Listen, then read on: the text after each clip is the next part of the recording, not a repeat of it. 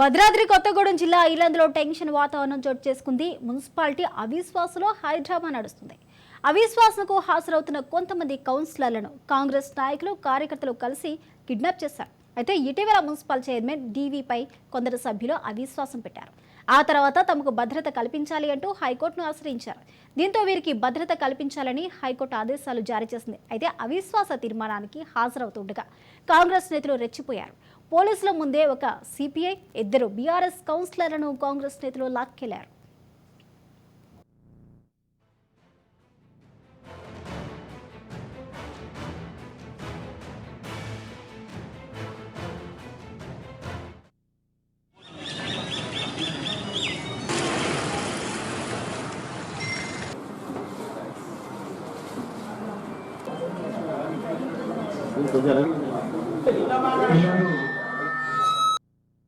Chairman vice chairman మధ్య సయోధ్య కుదిరిందని కౌన్సిలర్లందరూ కొంతమంది మాట వింటున్నారు, కొంతమంది వినట్లేదు అన్న అవన్నీ అవాస్తవాలు.